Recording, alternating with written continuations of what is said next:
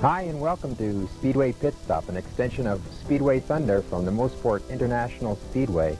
We'll bring you all the race action that happened the previous weekend, along with some other race results and some interviews perhaps as we go along throughout the weeks of this show. Tonight we have Darrell Leatherdale joining us, driver of the number 25 in late model Sportsman.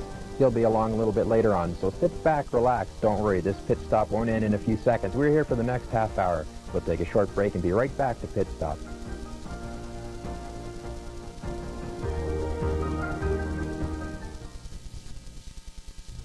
Part sponsors of tonight's telecast are Phoenix Car and Truck Rentals, locally owned and operated to service all your daily car and truck rental needs.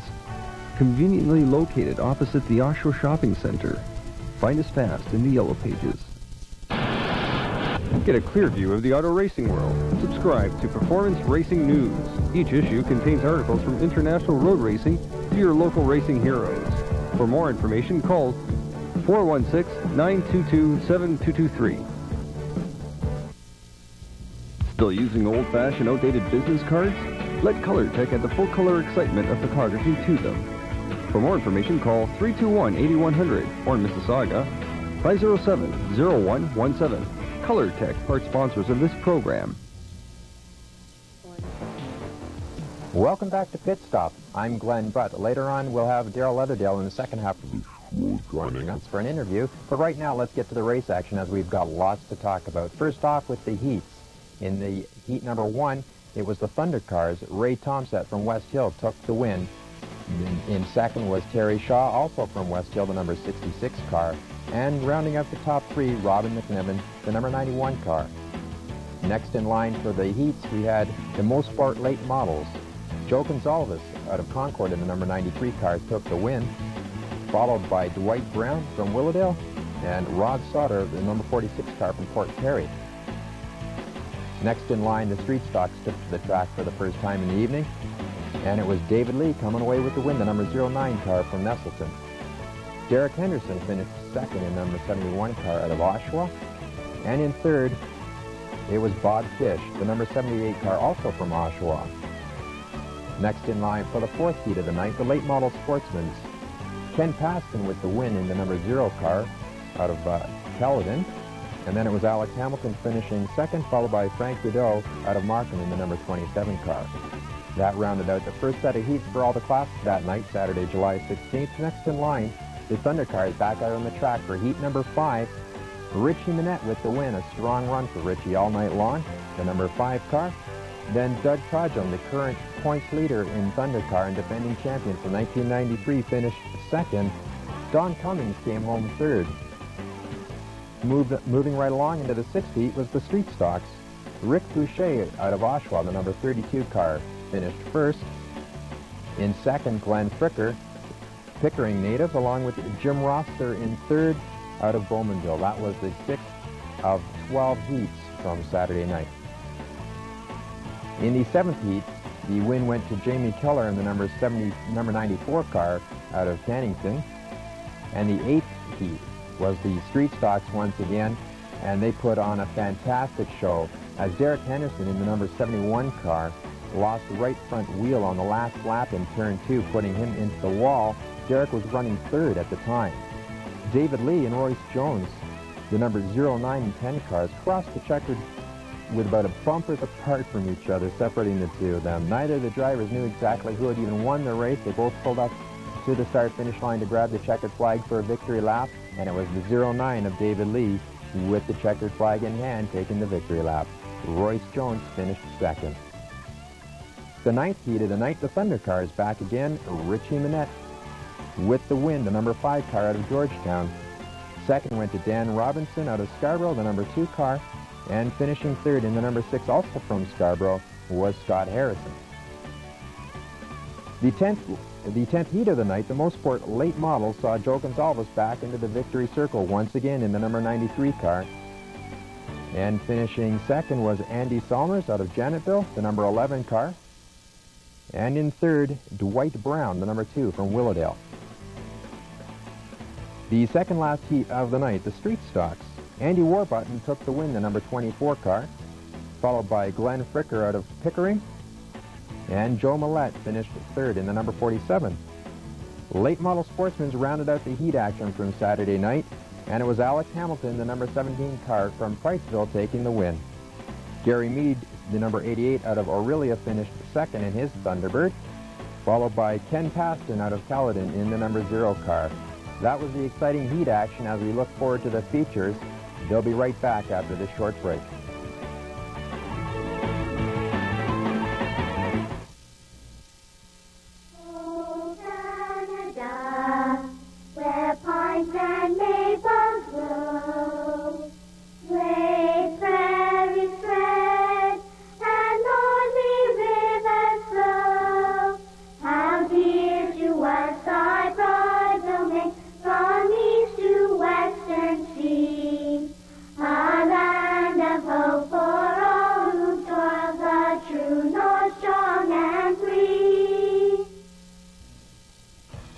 Hi, and welcome back to Pit Stop. Up next was the features from Saturday, July 16th, and what an action-packed night it was. Let's get right to it with the Thunder Car 15-lap feature. It was the number 66 Ford Thunderbird of Terry Shaw taking command of the lead right from his outside front row starting spot. Sean Hardy in the number 24 and Rob LeBlanc in the number 03 came together in turn 1, bringing out the caution. LeBlanc was able to continue, but Sean Hardy was done for the night. His car was towed back to the pits. On the restart, though, Dan Robinson captured the lead from Terry Shaw.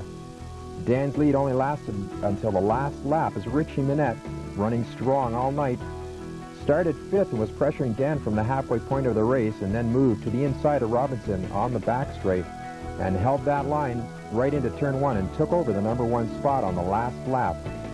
Coming off the final corner, though, Minette got a little wide and gave Dan Robinson a shot down the inside, but it was Georgetown's Richie Minette holding off the challenge by Scarborough's Dan Robinson to take the 15-lap Thunder Car feature win. Scott Harrison, driving the number 6 Pontiac Grand Prix, made a last-lap move on Doug Todjum to finish 3rd. Doug Todjum, an Oshawa native and current points leader, finished 4th. 5th went to Dwayne Glassbergen of Janetville, and Terry Thompson rounded out the top half dozen with a 6th place finish. Following the Thunder Car feature, we spoke to Sean Hardy, driver of the number 24, involved in the early crash with Rob LeBlanc. And here's what Sean had to say. I was coming into a corner and the car spun out in front of me, and I stopped to miss it, and the guy rear-ended me and drove me right into him. But the car's pretty much okay, though, for next weekend? Just a little bit of body work to bang out, or you've got a lot of work before next weekend? Probably a new car. That bad? Okay, well, what, have you got any plans for a car? Or at this point, you really know what you can do? Salvage some of this car, perhaps, with another car, or you think that just park this one and go on with another car? I can use quite a few parts off the car. I pretty well just need an air frame. It's all twisted up. Used a lot of the body panels not off this car, and the cage and all that, all the parts, except for pretty well the frame and some body panels. It's an unfortunate incident. At least you're okay. That's always what we like to have happen, is if there's going to be a crash and a car gets wrecked, thank goodness that the driver doesn't get wrecked. So we're glad you're okay, and you'll have another car maybe next weekend? Hopefully I'll have one. Have to see. Lots of work to do this week, so I'll have to see how it goes. And that was Sean Hardy. Now, we didn't let Richie Minette, the feature winner from Thunder Cars, get away. We found him with our camera, and here's what he had to say. Yeah, I'm coming up. That race last week really helped. The double points shot me up 5 positions, I guess. And tonight should move me up again. So I missed the race at the beginning of the year, which really hurt me. So I need more of these. This will get me right up there. And your father, Vic, was 5th in points coming into tonight, I believe. And actually, there's 4 of you racing together. How is it you've got your father, a brother-in-law, and a cousin, is it, that's racing out there with you? So 4 of you is trying to do battle against each other. Must get a little heated in the pits sometimes. Yeah, it does. My dad used to race about 20 years ago, and I started back in endurance racing. I actually got him back into it, so he's been doing it for about 4 years now, and he's having a good time. The other 2 saw you guys having all the fun and decide they want to come in and join it as well? Yeah, exactly. They love it as well. They love pitting when they're not racing. They don't race every week. They come out when they can, but I got a good pit crew. They help out a lot. So if you and Dad are running side by side, and it could be anybody's race, you give him a little nudge and say, no way, this is my race? No, I don't show any mercy. It's racing out there. If I can get by him, I'll do it. He'll do the same to me, so I don't give him any breaks. And how's the pits afterwards? Do you guys get along when you do that sort of stuff? Oh yeah, no problem. But a feature win tonight, how many is that for you so far this year? You've been doing quite strong lately. You had the win tonight, of course, and last week second. You've been looking pretty strong lately, and I think everybody's afraid of that. Yeah, I've got 4 feature wins already this year. Last year I struggled a lot. Over the winter, I guess we got whatever solved. We got the handling working great on the car, and just consistent every week, and I don't touch anything, and I'm going to leave it that way. Well, that's a crewman's dream, not having to touch anything on the car. Yeah, that's right. I got tired of working on it every week there last year, trying to get it to work, and I got it now, and I'm leaving it. So, any idea what this has done for your points? Any sort of ideas at all where you might be in the, you've moved up 5 spots just in one weekend by finishing second, so a win must be quite a bit from weekend to weekend. Yeah, the double points moved me up a lot, but I think tonight it's not going to move me up as much. Doug Togham, he's got a real good lead on me, quite a few points. I don't think I'll ever catch him, but I may get up pretty close, though. So at least you're shooting for second. Yeah, that would be nice. But if you can get Doug, all the better, right? That's right. Yeah, Doug's just got to miss one race, and that'll move me right up there. Okay, congratulations, then. That was Richie Minette, the feature winner from Thunder Cars, but in the top 10, it's still Doug Togham out in front, the number 28 car out of Oshawa.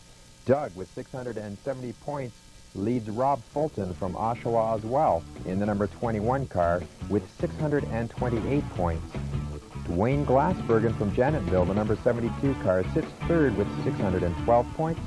Richie Minette, the feature winner, now in 4th spot, the number 5 car from Georgetown with 595 points. Vic Minette, his father, is in 5th out of Mississauga, the number 4 car with 569 points. Jack Cross from Bloomfield sits 6th with 563 points. Terry Tomset, 7th, the number 95 car from West Hill with 558 points. Trevor Veach lies 8th in points with 554. Trevor also out of Oshawa. And in 9th, it's Ken Perrier, the Oshawa native, with 537 points, tied with the 10th place of Dan Robinson from Scarborough, also 537 points. That was the Thunder Car Top 10. Up next for the feature races was the 20-lap Mosport Late Model feature. Joe Gonzalez took the win in a race that saw 2 cautions. The number 38 car of Terry Robichaux's fun bringing out the yellow, but the worst crash of the night was with the number 25 of Rob Forsyth. Rob backed into turn 2 wall, and that prompted the trip to the hospital. However, Rob was all right, complaining of just a sore back, but he was taken to be checked out anyhow. He was okay. Joe Gonzalez with the win, and we spoke with Jim following the feature win. Yes, we finally made it again, and this is the second time we won the feature up here, and we're pretty happy with it. You were second, just 3 points out of first. This probably puts you into the lead now. Oh, I think it should. We've been battling for the lead of the points, all half the season, and back and forth. I lost the lead about 2 weeks ago, and I think I gained it back tonight. Well, congratulations on the win, and we'll look forward to the next one.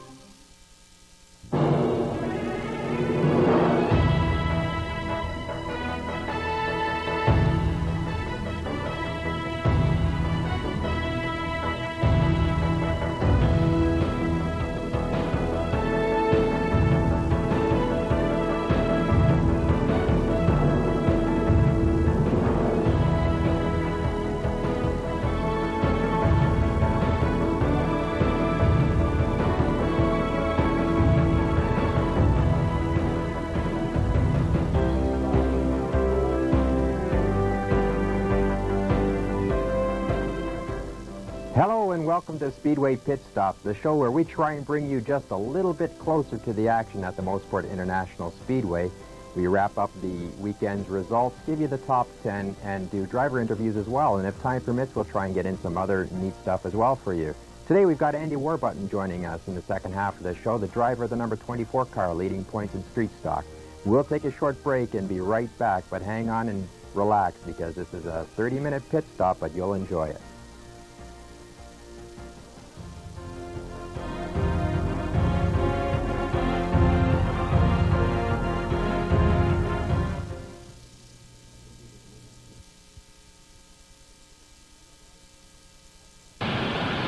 Get a clear view of the auto racing world. Subscribe to Performance Racing News. Each issue contains articles from international road racing to your local racing heroes. Or a trial issue called toll-free 1-800-667-7223. This telecast was made possible with the support of Frank's Auto Service. Friendly local service, specializing in alignment and mechanical repairs for all makes and models. Frank's Auto Service, sponsor of the late model Blue 27 and part sponsor of this program.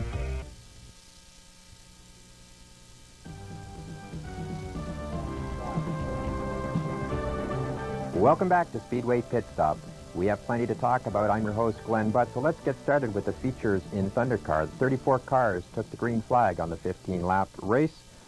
And it started off with a bang as Tim Woodcox in the number 68 let the engine go, the drop of the green flag. The field was brought to a stop on the front straight as the track crews went to work with the speedy dry, cleaning up the oil left behind from the 68 car. On the restart, Dan Robinson led from his pole position with the 3P of Pop Sullivan running in second. Scott Douglas quickly passed the 3P for second and set his sights on Scott Douglas for the lead. Meanwhile, Georgetown's Richie Minette was charging his Chevy Malibu number 5 up from the 6th starting spot to make the lead a 3-car battle. Around the outside went the number 5 past Douglas for second, then Dan Robinson for the lead.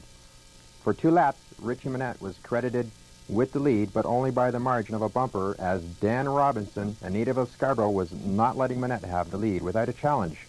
The two drivers continued to run door handle to door handle, swapping the lead, while Scott Douglas in the number 6 Grand Prix had to watch the two drivers just in front of him, hoping for an advantage that one might show over the other. Richie Minette eventually pulled in front as Scott Douglas made a move to the outside of Robinson's number 2 car on the exit of turn 4. Douglas and Robinson went side by side into turn 1 with Douglas's car tight to the inside of the track, muscling his way past Dan Robinson for the second. With just a few laps remaining, Scott Douglas caught the number 5 of Richie Minette, only to have to get out of the throttle and go wide through turn 2, avoiding the spinning car of Terry Shaw.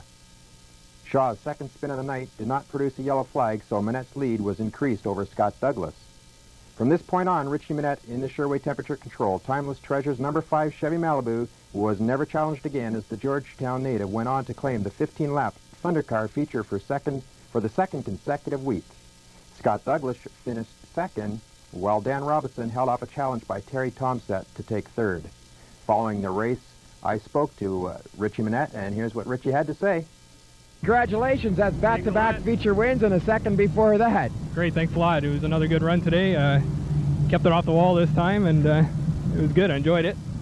Got up the front, and I stayed up there. And that little wall banging earlier, obviously no problem with the car.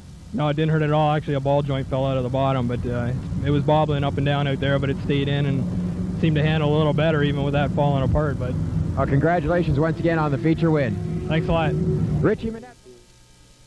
That was Richie Minette. Now let's take a look at the top 10 for Thundercars. It's still the number 28, Doug Todgham from Oshawa. He's out in front with 735 points.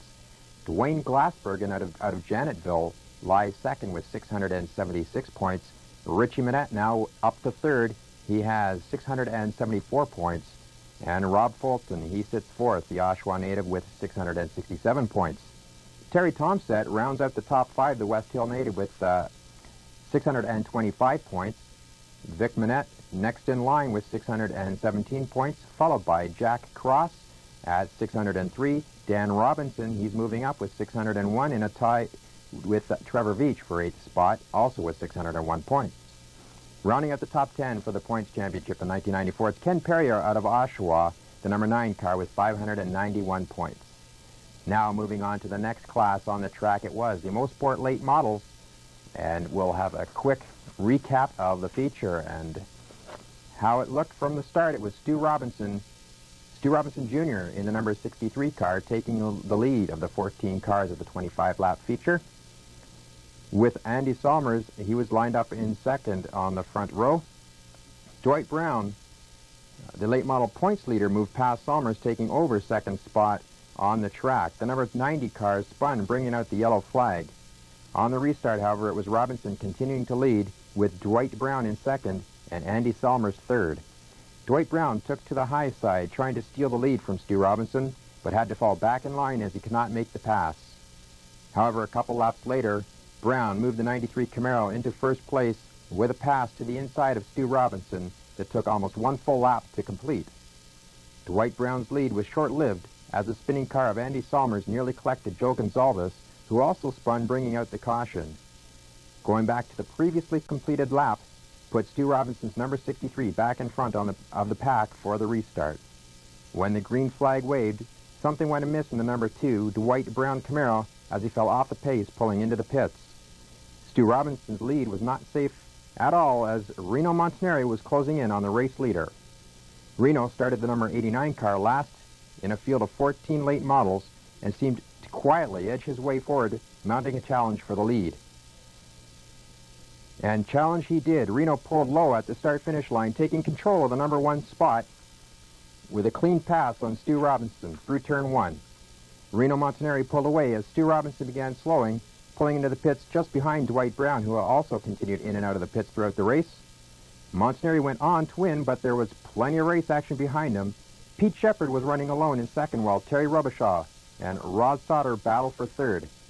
Terry Robishaw's number 38 Lumina got high through turn 1, allowing Rod Sauter to slip the number 46 car past Terry to take over third with 2 laps remaining. At the checkered flag, it was Reno Montanari in the BB Engines number 89 taking the win, followed by Pete Shepard, and Port Perry's Rod Sauter was third. Fourth went to Terry Robichaud from Whitby in the Northern Truck Equipment number 38. Fifth was Joe Gonzalez from Concord in the Canadian Mobile Systems Camaro. Sixth was Mike Frederick of Oshawa in the Phoenix Car Truck Rental Lumina. And rounding out the top 7 was Brad Pearsall in the Slick 50 Great Tools Indoor Formula Cartways number 06 Camaro, one of the new late models here at Mosport International Speedway. I spoke to the very happy and excited Reno Montanari just after the feature win. I'm happy. The boys did a nice job working on it, getting the car ready. It was great. I can't say more. I wasn't even supposed to be here tonight. I'm supposed to be at a wedding, but it's in my blood, so I'm here. And the car just ran good. It had some clean brakes, and happy with it. I've always liked this track, and I'm glad I came back. I haven't been out for all year and just bought a house, so I said, well, we got to go. So we're here, and we made it to the checkered flag, so we're happy. Congratulations. Will you be back for the rest of the season now? I believe so, yeah. When you have a good thing, you just don't want to give it up. Just as long as that wasn't your own wedding you were supposed to be at, no problems being here. We're all glad you were here to extend the field of the Mosport late models. A big field starting to grow with the Mosport late models. It's coming around. Kim Wallace puts on an excellent show. Just the finances weren't there for me to run that this year, and Mosport's been real good to me, so I'm more than glad to come back, and hopefully we get a few more cars out. Things are looking up. Well, congratulations once again on the feature win, and next weekend. Reno Montanari took the win, but looking at the top 10, it's still Dwight Brown out in front, the Willowdale native with 422 points to Terry Robichaux's 398, Terry out of Whitby. Mike Frederick lies third with 390 points. Joe Gonzalez, the Concord native, has 364 points. Rounding out the top 5 is Rod Sauter of Port Perry, Rod with 349 points. Just 73 points separate the top 5. Rounding out the balance of the top 10 is Rudy Uppersma in 6th with 262. Andy Salmers has 222 points. Dave Taylor next in line with 197, followed by Rob Forsyth at 176, and Andy Salmers 10th overall in points with 174. Next in line, we move to the street stocks. The ultra-competitive street stock division put on another fantastic race in the 20-lap feature. 14 cars took the green flag. Jim Rossiter jumped out in front from his third starting spot. An early caution bunched the field. On the restart, Jim Rossiter continued to lead. The Bowmanville native driving a Chevy Monte Carlo SS sits second in points coming into the night's races. Glenn Fricker from Pickering runs second, and Oshawa's Rick Boucher is third in the race. Ken Gibbs, the 02, spun coming off turn 4, bringing out the caution after 7 laps of the posted 20. On the restart, there was no change among the top 3. Fourth, however, was up for grabs as Dave Lee in the 09 and Joe Millette ran side by side. Andy Warbutton, the street stock points leader, continued to have problems this evening, pulling into the pits twice before the race would end. Sean Solomon spun the number 12 Le Mans into the infield of turn 3, but the 17-year-old rookie was out of harm's way, so the race continued. With 2 laps to go, a caution came out as fluid from one of the cars made track conditions slick. The caution bunched the field one more time, but there was no denying Bowmanville's Jim Rosser to the win and his second consecutive street stock feature win in the Foster Pontiac Buick, Bill Penny's Auto number 66 Chevrolet Monte Carlo SS. Glenn Fricker held on to second, the Pickering native driving the number 18 Chevy Malibu with sponsorship from Red Stallion Auto Parts, Weldco Pickering, Ajax Muffler and Rad, Bricknell's Custom Lettering, and the Old Pony Ranch House sits third overall in points. Rick Boucher brought his McKinnon Brothers Contracting, Don Butt Auto Body, Craft Painting, and TJT Racing Products number 32 home in third. Fourth went to Dave Lee in the 09 out of Nestleton. And fifth, Joe Millette in the Trust Transport number 47 out of Hampton. We spoke with Jim Roster one more time as we had the conclusion to the street stock feature, and here's what Jim had to say. Well, that's 2 weeks in a row now we won the feature. Before this, we've been racing for 4 years now. We haven't won the feature once, so 2 in a row is a big deal for us. Now, actually, coming into tonight's race, you were second in points. Andy Warbutton, the leader in street stock, had a problem tonight, and that's going to help you move up just a little bit closer yet on him. Still a long way left, just past the halfway point. Yeah, he's still a long way ahead of the points there. It's going to be pretty tough to catch Andy. He's a strong runner every week. This first time he's had bad luck, and it's not very often Andy has a problem like that. Otherwise, that's right. He's right up there in the battle for the lead as well, but that's 2 for you now, back to back. 2 for us. That's great. If it was Foster Pontiac Buick, Bill Penny's Auto Service, Corporate Signs, Chiropractic Clinic, just great jobs. Crew Ed, my dad, my mom, Christine, and Ian, just doing a great job on the car, getting it ready. Well, congratulations on the feature win, 2 in a row. We'll see you next weekend. For sure. Thanks very much. Jim Rossiter with the feature win once again, but looking at the top 10, Andy Warbutton still out in front. The Oshawa native has 766 points. And in second, Jim Rossiter with 743. Glenn Fricker lies third at 736 points. And Rick Boucher in fourth with 728. And looking at the top 4, there's only 38 points separating first to fourth. Bob Kish runs fifth with 683 points. Next in line, David Lee in sixth spot, the 09 car with 679 points. Seventh is Duke Paul with 669 points, followed by Joe Millette at 627. Derek Henderson lies ninth with 618. Rounding out the top 10 is Brent Sullivan, the number 3 car with 603 points. And next in line was the finale for the features. The late model sportsmen, 13 cars took the track for the 25-lap feature. Steve Laking jumped to the lead from the outside of the front row, with Merv Walt running second. Further back in the field, though, slight contact between the 27 of Frank Baudo and Alex Hamilton's number 17 car caused Baudo to lose a couple of positions. Hamilton, a Priceville native, was on the move as he started on the inside of the 6th row. After leading the opening laps, Steve Laking's number 14 began to slow as Steve drove the Oldsmobile into the pits for the night. This gave the lead to Shanny Bay's Merv Walt, with Ken Paston running second in the 0 car and Gary Mead's number 88 Thunderbird in third. Ken Paston's 93 Pontiac Grand Prix, missing the front body parts, the result of an earlier crash, was overtaken by the 88 of Gary Mead for second. Paston continued to fall back as Ed Beatty took over third and Alex Hamilton followed Beatty through. Meanwhile, a battle for top spot saw Gary Mead take to the dirt through turn 4 and pass Merv Walt. Problems developed for Merv Walt as he dropped back, pulling in the pits on the next lap with a flat right rear tire. Meanwhile, Alex Hamilton continued to charge to the front, and it was not long before Gary Mead's Thunderbird's rearview mirror was full of red from the lumina of Hamilton. The yellow flag flew as Randy Gray's number 28 Thunderbird dumped oil on the racing surface, causing Bob Moxon to slide, but recovered just before making contact with the wall. Bob Moxon was not so lucky on the restart, as he and Merv Walt made contact in turn 1, causing Moxon to spin his lumina and bring out the yellow. Alex Hamilton took over the lead on the restart and held on to the end. The Priceville native crossed the line to take the checkered flag in his Highland Waterwells Drilling Cunningham Racing Engines number 17 Lumina. Second went to Aurelia's Gary Mead in the G&B Ropes Castrol Roush Racing Ford Thunderbird. A good run for Gary in his car as it was hit in the driver's side from a previous heat race crash. Ed Beatty finished third. Fourth goes to Ken Paston, and the points leader in late model sportsman Darrell Leatherdale finished fifth. Jim Martin and I spoke to Alex just following the feature win. Both heats and now the feature. Yeah, that's a nice hat trick night.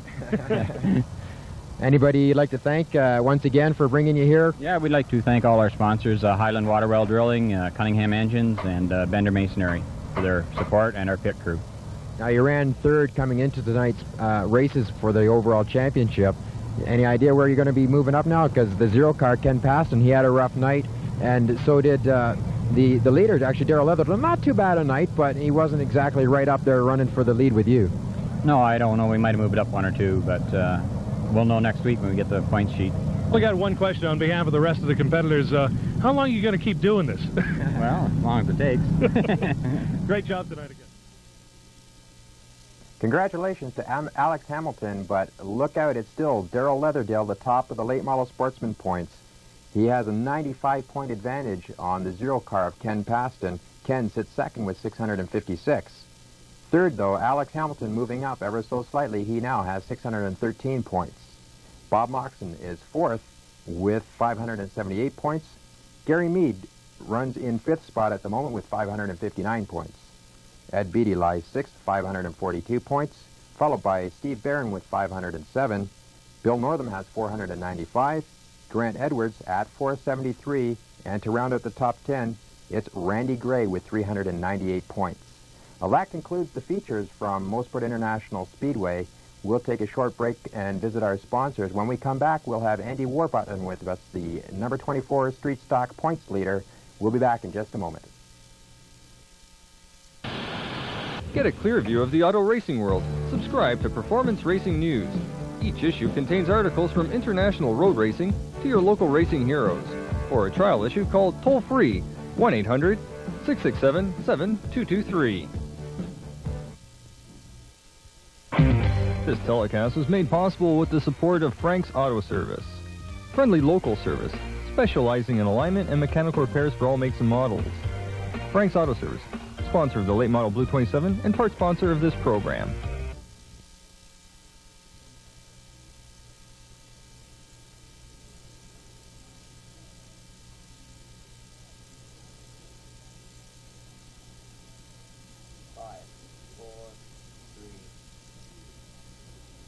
Welcome back to Speedway Pit Stop. I'm Glenn Button. Joining me now in the studio is Andy Warbutton, driver of the number 24 Street Stock.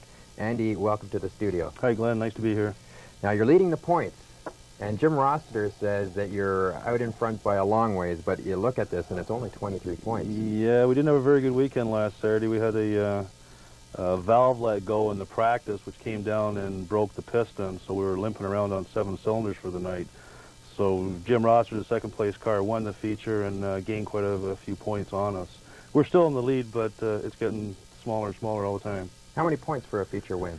There's 30 points for a win, 25 for second place, and then 1 point down through the positions after that. Now, what about the Street Stock car? Last week we had Darrell Leatherdale here, and he talked to us about the late model sportsman car and what's underneath it. As far as your Chevy runs, you run a 1976 Chevy Malibu, or Chevelle, I should say. Yes. And what's underneath that body? Well, basically what a Street Stock is a steel-bodied car. There's no aluminum body panels or fiberglass body panels like the sportsman cars. So they're basically stock body panels Full roll cage. It's a 350 cubic inch engine in there, automatic transmission, racing tires, racing springs, racing shocks, full safety equipment on the car. And that's basically it as far as the modifications that yeah, basically there's a set of rules that you have to go by, the guidelines as to what you can do and what you can't do. So you do as much as you can within the boundaries of the rules. And then you take that Chevelle and you put some sponsor's name on it, and I see you're wearing the Phoenix Yes, shirt. Paul from Phoenix Car and Truck Rentals has come aboard this year. Al King Used Cars has been with us probably 4 years now, and those two fellows have helped us out tremendously this year. Appreciate their help very much. Now, how do you find running? You used to race the Can-Am Midgets. Now, the Can-Am Midget is a car that's similar to a super modified in looks, but nowhere near in horsepower and Not size. at all. The Can-Am Midget's running at about 650 pounds, and they use motorcycle engines. Now, that's an open-wheel car, and this is a full-bodied stock car. You've raced the Midgets for a couple of years, and how do you find the comparison between the two cars? Certainly, there's obviously a weight difference. Yeah, we raced the three-quarter Midgets for 3 years. They're out-and-out, full-blown race cars. There's absolutely no parts that come from street vehicles that are converted into the car, where the street stock is originally a street car converted into racing. So the costs are much higher in the TQ Midgets, and they're more prone to breakage. They're very finicky cars. With the street stocks, usually you can put them through a lot of pounding and they still keep going. With 15 years of experience behind you, you've obviously run stock cars before that as well. The transition from stock car to midget and back to stock car, did you think the midget helped you getting back into a stock car again? Yeah, we ran 5 years of dirt street stock cars out at Brighton Speedway before we went to the midgets, and it was quite a transaction. Going from the midgets to the asphalt street stocks was a much easier transaction than going from the dirt street stocks to the midget cars. The setups are very similar, at least in theory, from the midgets to the street stocks. So it was a much easier to go that route. Right. The track at Mosport International Speedway, a half-mile asphalt, and you ran dirt before that. How about that sort of comparison, and what did it teach you? Obviously, you must have learned a lot of car control by running on the dirt. Yeah, a little bit in car control as far as going into corners where perhaps a car has blown an engine or dropped a rad in front of you. You kind of dirt style it around the corners in that case. Hopefully that doesn't happen too often, and I think there's a little bit of skill but an awful lot of luck when you make it around the corner in those situations. Planning to move along from the street stocks? I'll have to ask my sponsors about that. The next class up is obviously quite a bit more money than the street stocks, so we'll just have to see how things go and evaluate the situation at the end of the year. We certainly can't knock the competition in street stocks. They're always competitive, never without a battle in street stocks for sure at Mosport every week. And the fields are starting to grow in every class, as we've noticed the last few weeks, but street stocks definitely some of the most exciting racing of the week. I think you know, a lot of the guys in street stocks now have got 4 or 5 years under their belts, and they're all very competitive. The cars seem to be pretty much equal in horsepower. All the guys are getting the setups down. It just makes for good competitive racing that way. Now, going back to the mid-season championship, you visited us there. You won the race. We did. How did that really affect your points, and is there not another double points night coming up towards the end of this season? I'm not sure whether the last night of the year is double points or not. I really don't know right now whether the last night. But the mid-season was double points, so it obviously helped us out a lot, and it kind of made up for the bad night that we had last week. Well, that's just it. You did have that happen to you last week, and eventually in racing there's going to be bad luck. That's right. And by winning the mid-season championship, you've sort of helped offset that a little bit. Well, racing definitely has an element of good luck and bad luck. Sometimes it's with you and sometimes it's against you. Now, as far as this weekend goes, we look forward to seeing you once again this coming weekend. The racing resumes July 30th at Mosport International Speedway. Good luck, and thank you for coming out to the studio. Oh, thank you for having us here. I appreciate it. That's Andy Warbutton from the Street Stock Division. He's leading the points in the number 24 car. We'll take a short break and be right back to wrap up Speedway Pit Stop.